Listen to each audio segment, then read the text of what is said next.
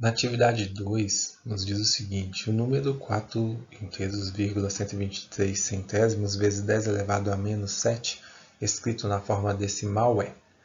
Ele nos dá 4 opções para respondermos qual é o número decimal que representa essa notação científica. O nosso objetivo é escrever essa notação científica como um número decimal. Então, primeiro trabalharemos essa potência com expoente negativo. Vou mostrar para vocês quais são os passos necessários para que esse expoente fique positivo. Lembrando que o denominador de um número natural ou de um número inteiro, seja lá qual for, que não estiver aparente ali o denominador, ele é 1. Então, sempre que vamos falar do inverso, é 1 sobre aquele número.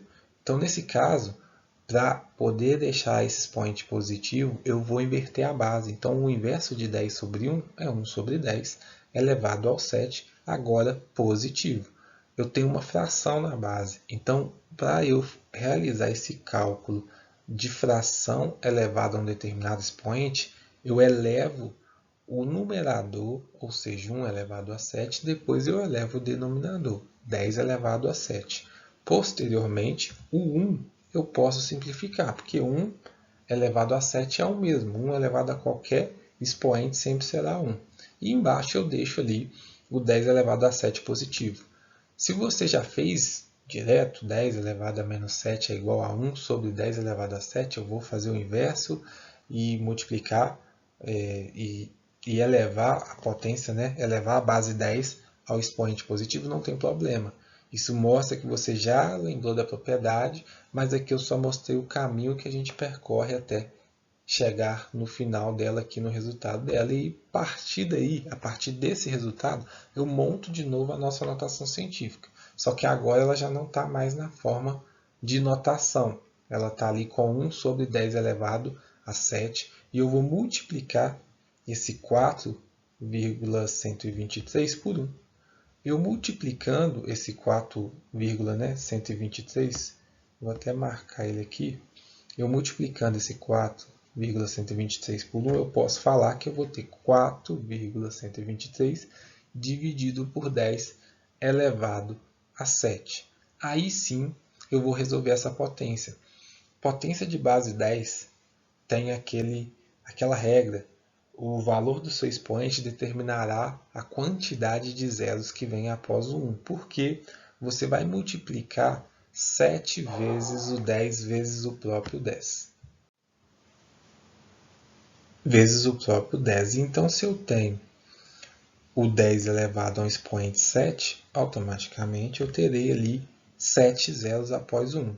Quando eu tenho 1 na sequência de 7 zeros, eu tenho o número 10 milhões. Então, eu estou dividindo o 4,123 por 10 milhões, que vai resultar neste númerozinho aqui. E aí, reparem, ele tem, após a vírgula, 1, 2, 3, 4, 5, 6, 7 casas decimais até chegar no primeiro número diferente de zero. Então, eu tinha ali 6 zeros, e assim que terminou a sequência de zeros, contou-se ali e resultou-se em 7 casas decimais. Fazendo por uma outra forma, partindo desta etapa aqui, porém vamos até passar ela para cá, e aí seguindo um outro raciocínio. Ao invés de ter multiplicado 4,123 por 1, eu poderia simplesmente ter dividido 1 por 10 milhões, que é o mesmo que dividir 1 por 10 elevado a 7.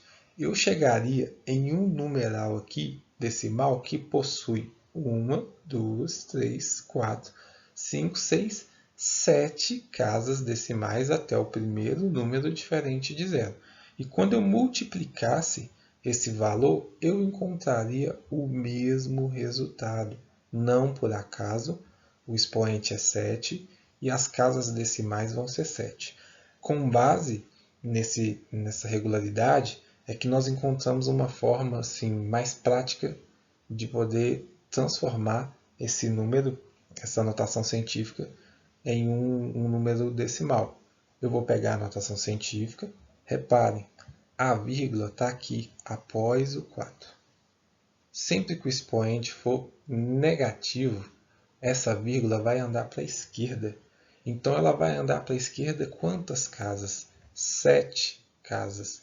Então ela estava bem aqui, essa vírgula, ela foi avançando. Uma casa decimal, 2, 3, 4, 5, 6, 7. Após a sétima casa decimal, eu recoloquei a vírgula ali e eu tenho o mesmo resultado de quando eu fiz com os cálculos.